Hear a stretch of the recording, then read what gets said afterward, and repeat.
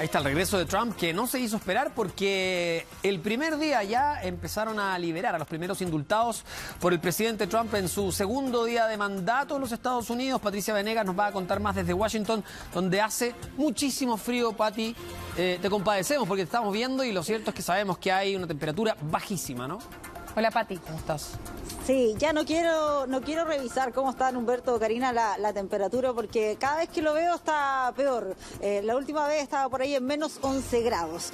Y eso, bueno, se nota, pero ya nos vamos acostumbrando un poco más acá a estas bajas temperaturas tan extremas. Lo que sí, este segundo día de retorno de Donald Trump al poder ha sido una jornada para acá en Estados Unidos asimilar esta avalancha de decretos, de órdenes ejecutivas, una serie de medidas que no han estado ajenas, por supuesto, a la polémica, pero yo diría que una de las que más debate interno ha generado es aquello que ustedes mencionaban, este indulto y conmutación de penas en algunos casos a cerca de 1.600 personas involucradas en el asalto al Capitolio. Recordarán ustedes lo que ocurrió hace 4 años atrás, cuando un grupo de seguidores de Trump no aceptaba su derrota y cuando iban a certificar el triunfo de Joe Biden, ingresaron al Capitolio provocando desorden, caos, enfrentamientos con la policía, heridos y también fallecidos. Pudimos hoy conversar ahí en las afueras de la cárcel de Washington con 2 de estos detenidos que fueron liberados. Escuchemos qué fue lo que dijeron.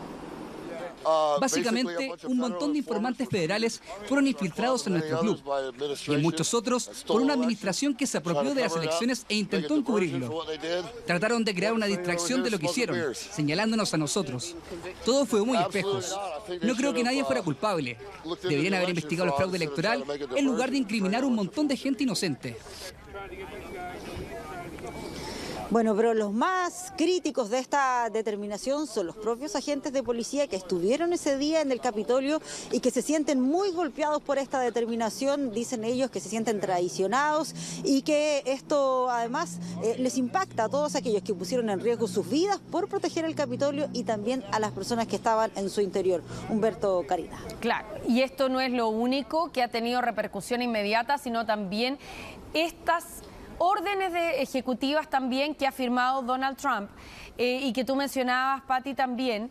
Es un centenar de órdenes ejecutivas con parte de las prioridades que va a tener su gobierno de ahora en adelante. Así es, algunas han sido objeto de polémicas y también las aplicó durante su primer mandato, como por ejemplo retirar a Estados Unidos del Acuerdo Climático de París.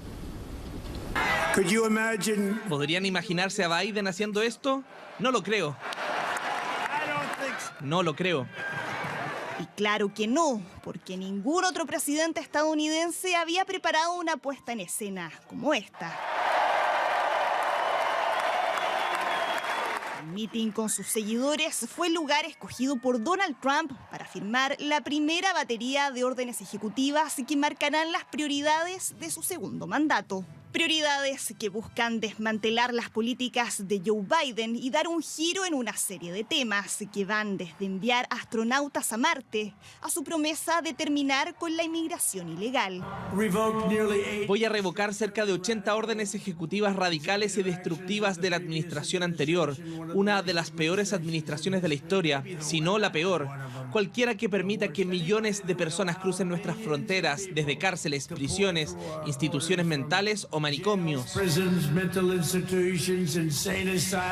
Como parte de su lucha contra la inmigración, Trump declaró emergencia nacional en la frontera sur con México. Denominó a los carteles del narcotráfico como organizaciones terroristas e insistió en cambiar el nombre del Golfo de México por Golfo de América.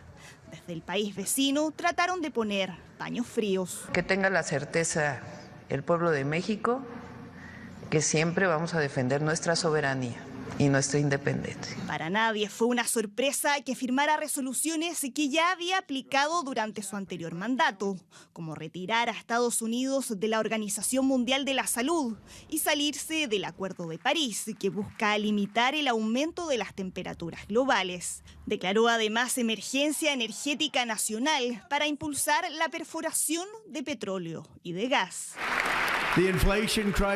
La crisis inflacionaria fue causada por un gasto excesivo masivo y el aumento de los precios de la energía. Y por eso hoy también declararé emergencia energética nacional. Vamos a perforar, vamos a perforar.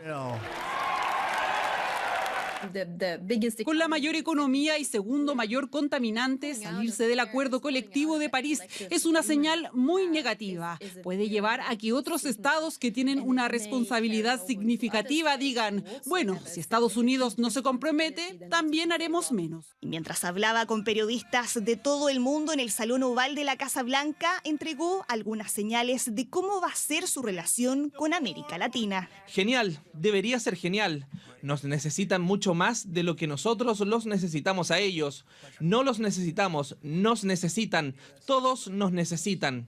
Órdenes ejecutivas que pueden ser revocadas por los próximos presidentes o impugnadas por los tribunales y que buscan marcar un giro en 180 grados en relación a la administración anterior. Claro, y ese es un punto clave, que muchas de estas órdenes ejecutivas seguramente van a tener una batalla judicial ahí en los tribunales. Pero bueno, ha sido de todas maneras una jornada igual que la de ayer, marcada por todos los ritos, las tradiciones propias de cuando asume el mando un presidente acá en Estados Unidos, pero también marcada por las extravagancias de Donald Trump, que los pasamos a revisar en la siguiente nota.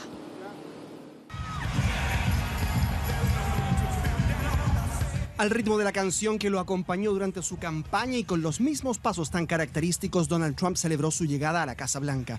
Pero esta vez hubo un agregado, un sable con el que acompañó sus movimientos. Fue la última de las intervenciones siempre particulares de un mandatario que suele acompañar de mediáticos gestos cada una de sus apariciones públicas.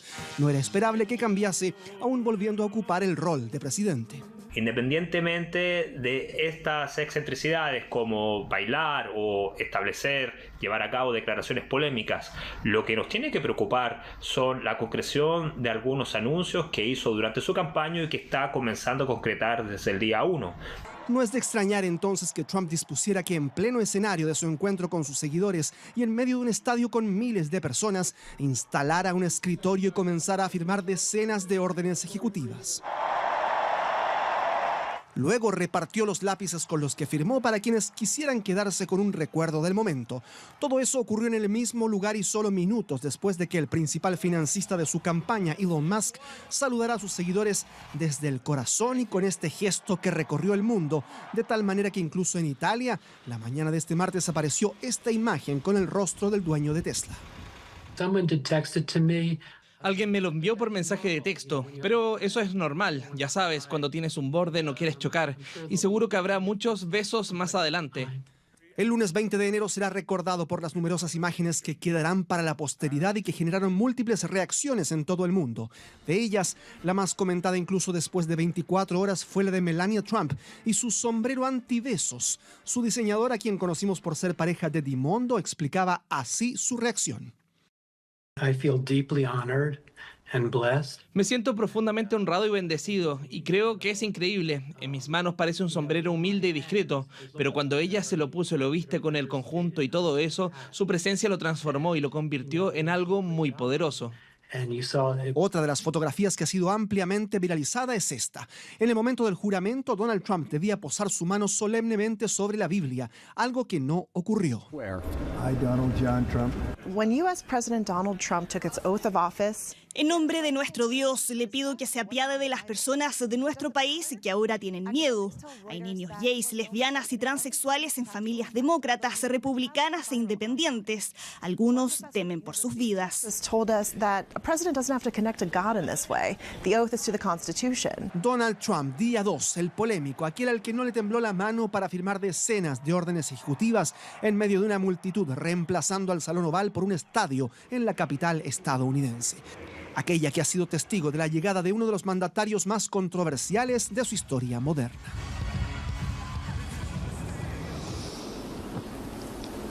Claro, ahí teníamos parte de lo que ha sido este retorno de Donald Trump al poder, y a lo que tenemos que estar atentos en los próximos días es a las medidas que va a tomar en materia de inmigración, porque si bien ya hizo una serie de órdenes ejecutivas al respecto, la gran duda es de qué manera lo va a ir aplicando. Bien enredadas en ciertas ciudades de Estados Unidos, de qué manera se va a ir concretando todo eso, con qué recursos, con cuántos efectivos, de todo eso les vamos a seguir contando, por supuesto, de acá de Estados Unidos. Humberto Carina. Muchas gracias por este despacho, Pati. Que tengas buenas noches, cuídate. Chao, Pati. Chao. Buenas noches.